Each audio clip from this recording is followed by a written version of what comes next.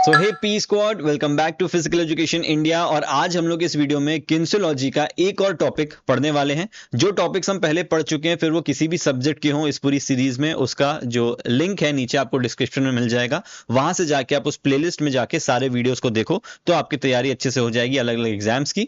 उसके बाद अब मैं अगर बात करूं तो इसमें हमने मीनिंग, डेफिनेशन, फंडामेंटल, जॉइंट्स और levers, equilibrium, centre of gravity और एक्सिस और प्लेन्स, ये सारे वीडियोस हम कवर कर चुके हैं। आज हम पढ़ने वाले न्यूटन्स लॉज ऑफ मोशन। फटाफट मैं 1 मिनट में आपको बता दूंगा और साथ ही साथ हम पढ़ेंगे फ्रिक्शन।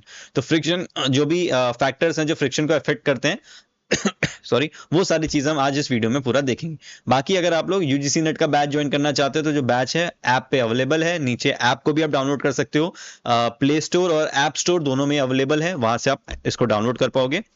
मैं आपको बता दूं कि ऐप स्टोर पे पहले नहीं था, यानी कि iOS में वो नहीं था, बट अब iOS में भी अवेलेबल है। तो जो लोग आईफोन यूज करते हैं वो भी इस ऐप को डाउनलोड करके सारी चीजें अब यहाँ पे एक्सेस कर सकते हैं। फिर CUT PG के भी बैचेस आने वाले हैं, CUT UG के भी बैचेस आने वाले हैं, तो वो सब आपको उसी ऐप के अंदर मिल जाएंगे। और बाकी जो भी बेनिफिट्स हैं, जो भी PYQs होंगे, टेस्ट प्रैक्टिस होगी, कुछ क्वेश्चन हम अपलोड करेंगे, डेमो लेक्चर्स अपलोड करेंगे, वो भी आपको वहां पे मिल जाएगा। ठीक है, बाकी अगर आप ये जो पर्टिकुलर नोट्स हम पढ़ने वाले हैं ये भी अगर आप डाउनलोड करना चाहते हो तो वो भी आपको वहां मिलेंगे। चलो फटाफट हम शुरू करते हैं। न्यूटन्स लॉज ऑफ मोशन की हम बात करेंगे। सबसे पहले मैं एक बार स्क्रीन चेक कर लेता हूं, सब विजिबल है? ठीक है। तो न्यूटन ने 3 लॉज दिए थे जिनको हम स्पोर्ट्स में फॉलो करते हैं। सबसे पहला है आपका लॉ ऑफ इनर्शिया, सेकंड आपका होता है लॉ ऑफ एक्सेलरेशन और थर्ड आपका है law of action and reaction. फटाफट इस चीज को हम देखेंगे, बहुत ज्यादा हम इसमें टाइम नहीं लगाएंगे, फ्रिक्शन पे हम आज फोकस करेंगे। तो क्या होता है लॉ ऑफ इनर्शिया? तो ये जो लॉ है वो कहता है, it states that if a body is at rest और moving at a constant speed in a straight line, it will remain at rest और keep moving in a straight line at constant speed unless it is acted upon by a force. तो ये simple सी definition है जो कि हर किताब में, physics में, हर तरीके से, हर कोई भी आप सब्जेक्ट पढ़ो वहां पे ये ऐसे यूज होती है।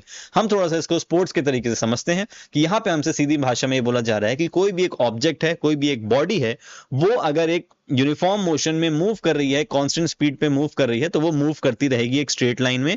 या फिर अगर वो ऑब्जेक्ट एक जगह पे रुका हुआ है तो वो एक जगह पे रुका रहेगा और मूव नहीं करेगा। कब तक? जब तक कोई एक्सटर्नल फोर्स उसके ऊपर एक्ट नहीं करती। यानी कि जब आपने देखा होगा कि आप फुटबॉल को किक करते हो तो फुटबॉल थोड़ी दूर जाते जाते, रोल होते होते एक टाइम पे आके रुक जाती है।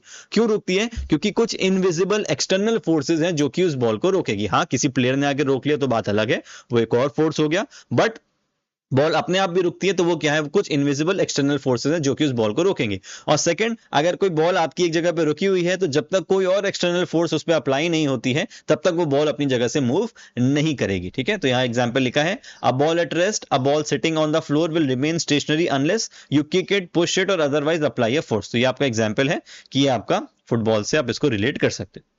सेकंड हम पढ़ते हैं लॉ ऑफ एक्सेलरेशन के बारे में। ये क्या कहता है? Newton second law states that the acceleration of an object is directly related to the net force and inversely related to its mass. ठीक है, तो इसका क्या मतलब होता है? सबसे पहले तो एक फॉर्मूला आपको पता होना चाहिए, that is F is equal to M A, या फिर M इंटू ए भी आप इसको बोल सकते हो। तो क्या होता है ये?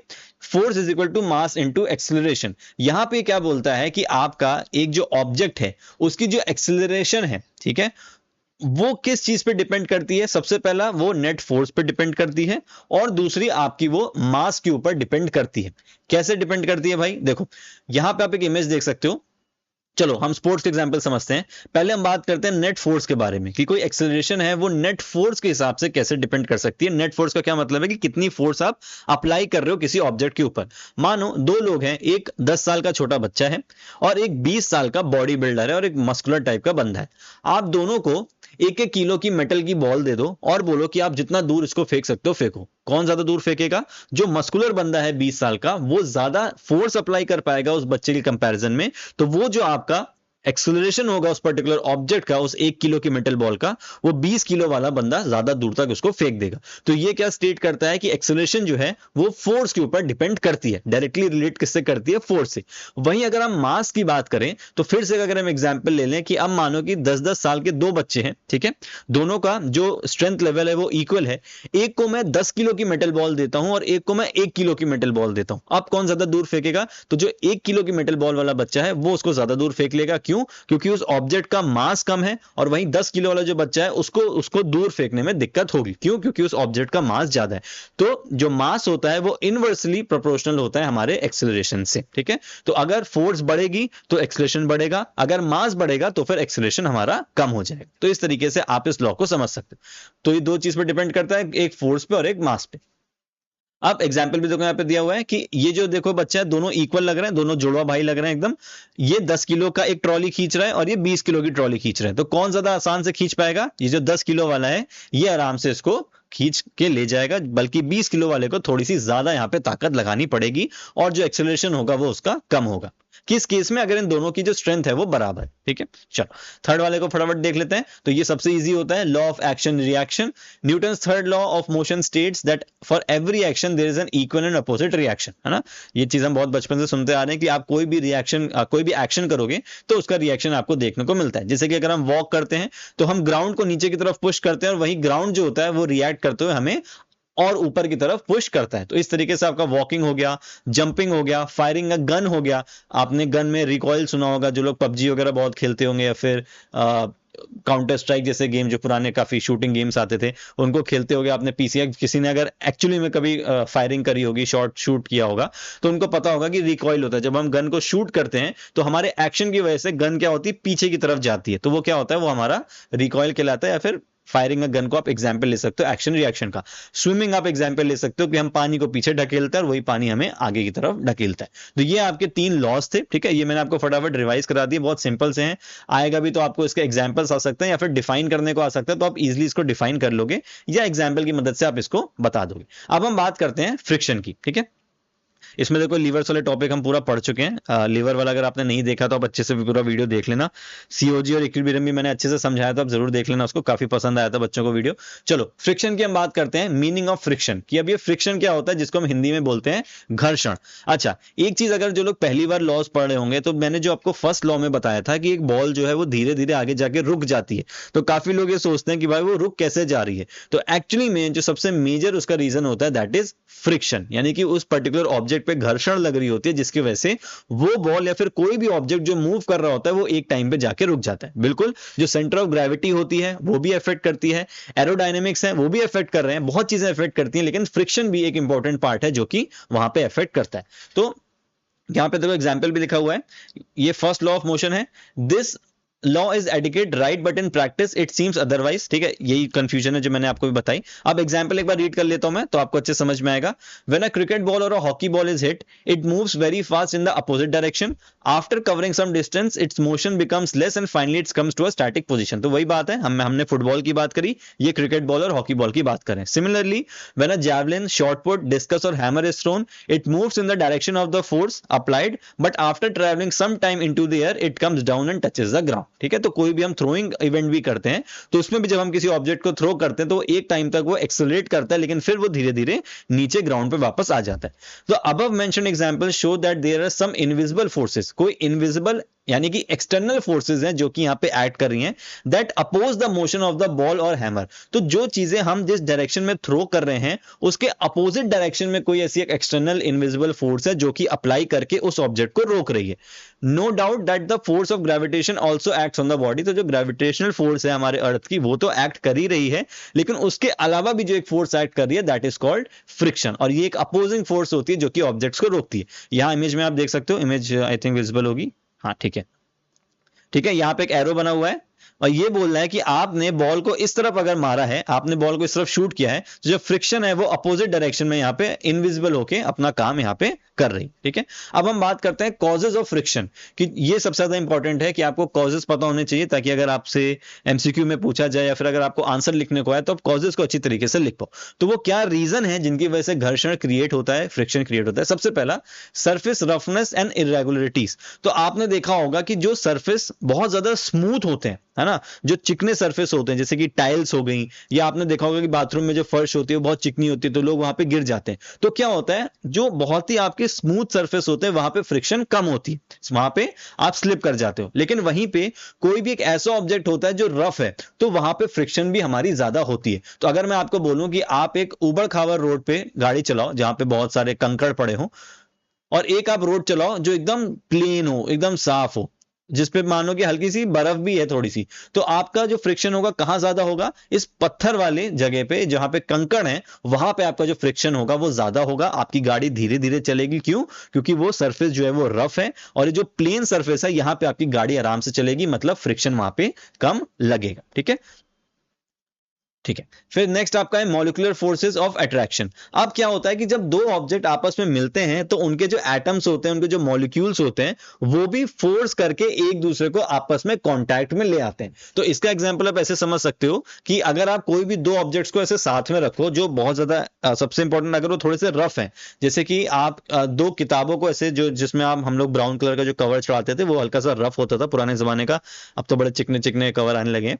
खैर, तो जब हम उनको दोनों बुक्स को ऐसे आपस में चिपकाओगे तो थोड़ी देर बाद क्या होगा कि वो बहुत टाइट हो जाती है, आप उनको ऐसे ऐसे एक दूसरे के ऊपर मूव नहीं करा सकते हो, आप उनको एक दूसरे के ऊपर ग्लाइड नहीं करा सकते हो। क्यों? क्योंकि उनके जो मॉलिक्यूल्स होते हैं वो आपस में एक दूसरे से जुड़ना शुरू हो जाते हैं कांटेक्ट की वजह से, जहां पे आपका जो फ्रिक्शन होता है वो बहुत ज्यादा बढ़ जाता है। तो आप उन किताबों को, आपको फिर थोड़ी ज्यादा ताकत लगानी पड़ती, या फिर आप उनको ऐसे करके अलग करोगे क्योंकि वो इस तरीके से आपस में चिपक जाते हैं। ठीक है, तो ये क्या होता है कि ये भी एक रीजन होता है कि आपके जो एटॉमिक और मॉलिक्यूलर फोर्सेज हैं वो भी आपको रेजिस्ट करती है।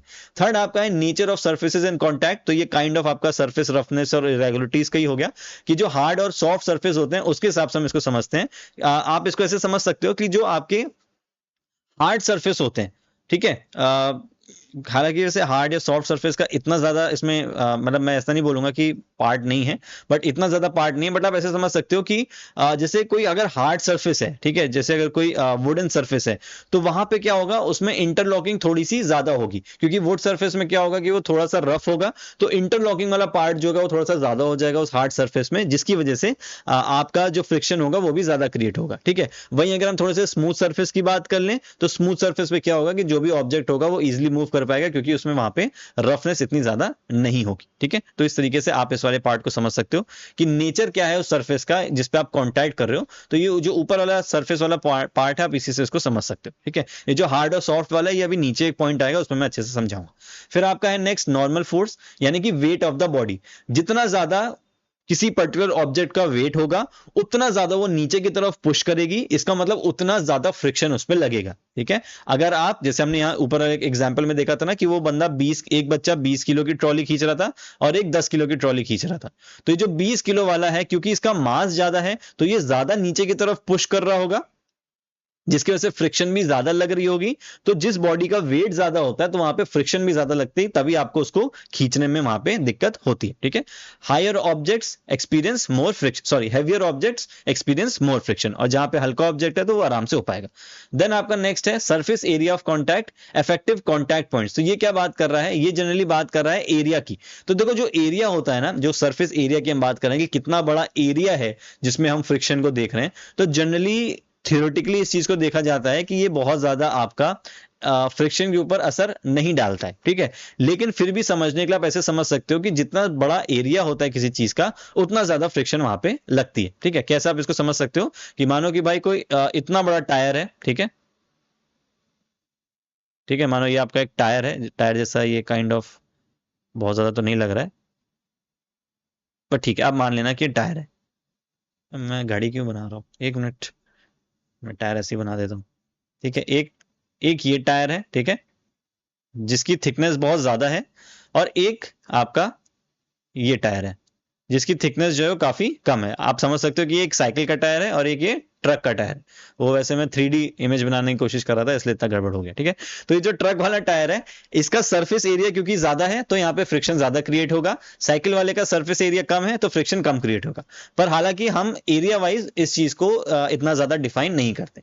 नेक्स्ट आपका है डिफॉर्मेशन ऑफ सर्फेसिस। अब आपका यहाँ पे सॉफ्टवेयर और जो हार्डर मटेरियल वाली बात है हम थोड़ा सा इसको समझ सकते हैं कि जो सॉफ्ट मटेरियल होते हैं वो थोड़ा सा ज्यादा सरफेस के अंदर आप ऐसा समझ सकते हो कि पुश हो जाते हैं, और जो हार्ड सरफेस होते हैं वहां पे थोड़ा सा जो पुश वाला पार्ट होता है वो कम होता है। यानी कि जो सॉफ्ट चीजें, जैसे कि अगर हम एक बॉल की बात करें तो जो बॉल है, जो हमारी रबर की बॉल होती है, जब हम उसको जमीन पे रोल करेंगे तो क्योंकि वो सॉफ्ट है तो वो थोड़ा सा ज्यादा अट्रैक्ट होगी हमारे सरफेस से, क्योंकि उसकी जो सॉफ्टनेस की वजह से वो हल्की सी पुश वहां पे करने लगेगी, तो वहां पे जो फ्रिक्शन होगा वो भी ज्यादा क्रिएट होगा। वहीं कोई हार्ड सरफेस है, आप उस रबर की बॉल के साथ साथ क्रिकेट की जो लेदर बॉल होती है उसको रोल करो तो जो लेदर की बॉल होगी उस पर फ्रिक्शन थोड़ा कम लगेगा क्योंकि वो हार्ड है, सरफेस में बहुत ज्यादा वो इन्वॉल्व नहीं हो रहा, पुश नहीं हो रहा, तो वो लंबे आपका जो डिस्टेंस होगा उसको वहां पे कैरी कर पाएगा। ठीक है, फिर टेम्परेचर इफेक्ट, अच्छा ये भी है, प्रेजेंस ऑफ इंप्योरिटीज और डस्ट, तो आपका सरफेस पे अगर डस्ट है, कुछ इंप्योरिटीज है, कंकड़ वगैरह है, धूल मिट्टी है, तो भी इफेक्ट करेगा।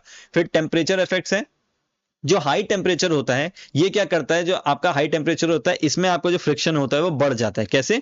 क्योंकि ये थोड़ा सा आप अगर हम यहाँ पे टायर का एग्जांपल ले लें इसमें भी, तो गर्मी के मौसम में जब हम गाड़ी चलाते हैं तो हमारा जो हीट होता है वो हमारे सरफेस को थोड़ा सा सॉफ्ट कर देता है, हमारे टायर को थोड़ा सा सॉफ्ट कर देता है, जिसकी वजह से क्या होगा कि फ्रिक्शन जो होगा वो हमारा ज्यादा क्रिएट होने लगेगा। वहीं पे उसी टायर की हम बात करें ठंडी के मौसम में, तो वो जो टायर होता है वो अपने नॉर्मल कंडीशन से थोड़ा सा हार्ड हो जाएगा या फिर जैसा है वैसे रहेगा, जिसकी वजह से जो फ्रिक्शन है वहां पे वो भी थोड़ा सा कम आपका लगेगा। ठीक है, तो हॉट जब आपका वेदर होता है तो आपके सरफेसेस सॉफ्ट हो जाते हैं, जिसकी वजह से फ्रिक्शन ज्यादा हो जाएगा। काइंड ऑफ आप कौन सा टॉपिक था हमारा, ये वाला ना, डिफॉर्मेशन ऑफ सरफेसेस, तो वो सॉफ्ट हो जाएगा तो फ्रिक्शन ज्यादा हो जाएगा, और जब वो हार्ड रहेगा तो आपका जो फ्रिक्शन रहेगा वो आपका कम रहेगा। हालांकि ये जो गर्म और ठंड वाला जो कॉन्सेप्ट है ये हर चीज में अप्लाई नहीं होता है। जहां पे हम टायर की बात कर रहे हैं कि भाई जब ठंड का मौसम है तो वो टायर हल्का सा हार्ड रहेगा इन कंपैरिजन टू समर या फिर ह्यूमिड या हॉट कंडीशंस, तो वो जो फ्रिक्शन होगा वहां पे फ्रिक्शन कम हो जाएगा। लेकिन वहीं पे अगर हम बात करें किसी मेटल की या स्टील की अगर हम बात करें तो ठंड के मौसम में उसमें जो फ्रिक्शन होता है वो इंक्रीज हो जाता है। तो ये हर चीज के लिए एप्लीकेबल नहीं है, बट क्योंकि ये फैक्टर है इसलिए मैं आपको बता रहा हूं। ठीक है, चलो, तो आई थिंक आपको ये सारे फैक्टर समझ में आ गए होंगे। एक बार मैं फटाफट बता देता हूं। एक हो गया आपका सरफेस रफनेस, कि सरफेस कितना रफ है, कितना प्लेन है, उस हिसाब से फ्रिक्शन डिसाइड होगा। मॉलिक्यूलर फोर्सेस, दो ऑब्जेक्ट्स के बीच में जो फोर्सेस हैं, जो एटम्स हैं, वो कांटेक्ट में आ जाते हैं तो उसकी वजह से फ्रिक्शन क्रिएट हो सकता है। Nature of surfaces in contact, surface आपका कितना रफ है, जैसे वुड हो गया, या कितना मेटल है, सॉफ्ट हो गया, तो उसके हिसाब से हम देख सकते हैं। नॉर्मल फोर्स, बॉडी जितनी भारी होगी, ऑब्जेक्ट जितना भारी होगा, फ्रिक्शन उतना ज्यादा होगा। फिर सरफेस एरिया ऑफ कांटेक्ट, तो ये जनरली हम इसको कंसिडर नहीं करते हैं थ्योरेटिकली, लेकिन जितना बड़ा सरफेस होगा, जितना बड़ा ऑब्जेक्ट आपका होगा, फ्रिक्शन उतनी ज्यादा होगी, और वही ऑब्जेक्ट जितना छोटा होगा फ्रिक्शन उतनी कम होगी। डिफॉर्मेशन ऑफ सर्फेसेस, जो सॉफ्ट मटेरियल्स होते हैं जैसे कि रबर हो गया, क्ले हो गया, ये डिफॉर्म हो जाता है, यानी कि इनका जो शेप है वो काइंड ऑफ चेंज हो सकता है, क्योंकि ये पुश और पुल वाला काम करेंगे, जिसकी वजह से फ्रिक्शन बढ़ जाएगा। वहीं कोई हार्ड ऑब्जेक्ट है, यानी कि हार्ड क्रिकेट की बॉल है, तो वो अपने सरफेस पे ही रहेगी और वो पुश नहीं करेगी ज्यादा, इसका मतलब फ्रिक्शन इन कंपैरिजन कम रहेगा। फिर presence of impurities and dust, तो धूल मिट्टी है तो फ्रिक्शन बढ़ जाएगा। टेम्परेचर इफेक्ट, कोई ऑब्जेक्ट जब गर्म होगा बहुत ज्यादा हीट की कंडीशन में तो वो सॉफ्ट हो सकता है, जिसकी वजह से फ्रिक्शन ज्यादा हो जाएगा, क्योंकि उसमें फिर पुश और पुल वाला कॉन्सेप्ट लग जाएगा। और अगर वो सरफेस हार्ड रहता है तो फिर आराम से वो नॉर्मल अपना कंडीशन काम करेगा, जो कि जनरली कूल कंडीशंस में होता है। ठीक है, अब हम टाइप ऑफ फ्रिक्शन देखते हैं। तो स्टैटिक फ्रिक्शन, स्लाइडिंग फ्रिक्शन और रोलिंग फ्रिक्शन, इसकी हम बात करेंगे। ये तीनों अपने एक क्रोनोलॉजी में लगे हुए हैं। कैसे? Because interlocking is stronger before motion starts. तो स्टैटिक फ्रिक्शन के बारे में यहाँ पे दिया हुआ है, मैं आपको यहाँ पे दिखाता हूँ। स्टैटिक फ्रिक्शन के बारे में दिया हुआ है कि स्टैटिक फ्रिक्शन का क्या मतलब होता है, जब कोई ऑब्जेक्ट अभी अपनी जगह पे है, वो स्टैटिक कंडीशन में है और वो मूव नहीं कर रहा, तो उस कंडीशन में जो फ्रिक्शन होती है वो डायनेमिक फ्रिक्शन से ज्यादा लगती है। जैसे कि यहाँ पे आपकी जो बॉल है, ठीक है, इस बॉल में जो फ्रिक्शन यहाँ पे लग रही होगी, जो इस बॉल को यहाँ पे रोक के रख रही है, वो आपकी ज्यादा होगी in comparison to dynamic friction. और डायनेमिक फ्रिक्शन क्या होता है? जब कोई ऑब्जेक्ट मूवमेंट में रहता है और उसके ऊपर फ्रिक्शन लग रही होती है तो वो डायनेमिक फ्रिक्शन सिंपली कहलाता है। तो यहाँ पे जो आपकी क्रोनोलॉजी लगी हुई यही लगी है कि सबसे स्ट्रॉन्ग आपका स्टैटिक फ्रिक्शन होता है। नेक्स्ट आपका स्लाइडिंग फ्रिक्शन होता है, जब हम किसी ऑब्जेक्ट को स्लाइड करके ले जाते हैं, जैसे आप किसी बॉक्स को स्लाइड कर रहे हो। और थर्ड आपका रोलिंग फ्रिक्शन होता है, जो हमने एग्जांपल देखा था, कोई बॉल हो गई, व्हील हो गया, या फिर वहां पे जो हमने दो ट्रॉलीज देखी थी, बच्चे खींच के लेके जा रहे थे, या आपने बिग बाजार या रिलायंस स्मार्ट में देखा होगा। तो जो ट्रॉलीज हम यूज करते हैं वो आपका रोलिंग फ्रिक्शन में आती है। तो रोलिंग फ्रिक्शन सबसे ज्यादा कमजोर होता है, उसके बाद फिर आपका स्लाइडिंग फ्रिक्शन, और देन फाइनली स्टैटिक फ्रिक्शन सबसे ज्यादा स्ट्रॉन्ग होता है। ठीक है, तो ये आप समझ गए होंगे। स्टैटिक फ्रिक्शन जब ऑब्जेक्ट रुका हुआ है, डायनेमिक फ्रिक्शन जब ऑब्जेक्ट मूव कर रहा है और उसके ऊपर फ्रिक्शन लग रही है। अब डायनेमिक फ्रिक्शन के हम कुछ पार्ट्स पढ़ लेते हैं। सबसे पहला आपका स्लाइडिंग फ्रिक्शन, ये हमने ऊपर देखा था। The opposing force that comes into play when one body is actually sliding over the surface of the other body, it is called sliding friction. तो कोई भी ऑब्जेक्ट जब दूसरे फ्लोर के ऊपर या फिर किसी सरफेस के ऊपर स्लाइड कर रहा है तो वो स्लाइडिंग फ्रिक्शन कहलाएगा। रोलिंग फ्रिक्शन क्या है कि जब कोई ऑब्जेक्ट रोल कर रहा होगा, जैसे कि व्हील हो गया, बॉल्स हो गई, तो ये आपका रोलिंग फ्रिक्शन कहलाएगा। ठीक है, और थर्ड आपका है फ्लूइड फ्रिक्शन, जिसको हम ड्रैग या फिर विस्कस फ्रिक्शन भी बोल सकते हैं। When a body move through fluids, यानी कि वो गैस भी हो सकता है, वो लिक्विड भी हो सकता है। तो जब इनके थ्रू कोई बॉडी जा रही होती है और उसके ऊपर फ्रिक्शन लग रहा होता है तो फिर वो आपका फ्लूइड फ्रिक्शन के अंदर काउंट होता है। जैसे कि एक स्विमर हो गया, तो स्विमर को जो एक फोर्स रोक रही है, पीछे की तरफ पुल कर रही है, वो आपका फ्लूइड फ्रिक्शन हो जाएगा। कोई एयरप्लेन जब हवा में उड़ रहा है तो उसको भी जो रोकने का काम करता है वो आपका फ्लूइड फ्रिक्शन करता है। इसलिए आपने देखा होगा कि एरोप्लेन के आगे की जो चोंच होती है वो कुछ इस तरह की होती है, ताकि ये एरोडायनेमिक्स से अगेंस्ट जाके जो हवा है या जो फ्रिक्शन है वो थोड़ा सा इसके अपोजिट डायरेक्शन में निकले और आप यहाँ पे आराम से जो प्लेन है उसको उड़ा सको, है ना। अदरवाइज अगर ये प्लेन आपका ऐसे होता, इस शेप में होता, तो सीधे सीधे यहाँ पे आपकी फ्रिक्शन की वजह से या एरोडायनेमिक्स की वजह से आपका मूवमेंट नहीं हो पा रहा होता। ठीक है, तो स्पोर्ट्स में भी देखो फ्रिक्शन बहुत ज्यादा इंपॉर्टेंट है। अगर हम किसी ऐसे गेम की बात करें जहां पे आपको स्टेबिलिटी चाहिए, बैलेंस चाहिए, एजिलिटी चाहिए, तो वहां पे हम फ्रिक्शन इंक्रीज करते हैं। जैसे कि आपने देखा होगा शूज में स्टड्स शूज होते हैं, स्पाइक्स होती हैं, क्यों? ताकि हमारा जो बैलेंस है हम फ्रिक्शन को बढ़ा पाए और अपनी बॉडी को मेंटेन रख पाए। अदरवाइज हम क्या करेंगे, स्लिप करते जाएंगे। आपने रैकेट गेम्स में देखा होगा, टेबल टेनिस या बैडमिंटन या स्क्वैश हो गया, तो जो सरफेस होता है जनरली वो वुडन सरफेस रखा जाता है ताकि बच्चे स्लिप ना हो। फिर भी अगर वो स्लिप होते हैं किसी मैट के ऊपर या किसी भी कंडीशन के ऊपर, तो आपने जो लोग रैकेट गेम्स वाले हैं वो तो काफी अच्छी तरीके से इस चीज को समझेंगे कि जो आपका मूवमेंट वहां पे होता है उसको कम करने के लिए हम लोग पानी का यूज कर लेते हैं, या फिर कभी कभी हम उसमें कोल्ड ड्रिंक गिरा देते हैं, जिसकी वजह से हमारे जो पैर होता है, जो शूज होते हैं, वो थोड़े से स्टिक करने लगता है, फ्रिक्शन वहां पे क्रिएट हमारी हो जाती है। ठीक है, मेरा कैमरा नहीं दिख रहा होगा बट कोई बात नहीं, आपको मेरी आवाज आ रही होगी। और कुछ गेम्स ऐसे होते हैं जहां पे फ्रिक्शन हमें कम करने की जरूरत पड़ती है, जो कि हमारे जनरली साइकिलिंग हो गया, जहां पे हम भाई चाहते हैं कि हमारी स्पीड बढ़े, तो हम वहां पे फ्रिक्शन कम करना चाहते हैं, है ना। तो इस तरीके से अलग अलग एग्जांपल्स आप यहाँ पे देख सकते हो। ठीक है, चलो, आई होप आपको समझ में आया होगा। कोई भी अगर आपका फीडबैक है या कमेंट है तो आप कमेंट सेक्शन में लिख सकते हो। जल्दी मिलेंगे हम लोग अगले वीडियो के साथ, तब तक अपना ध्यान रखो।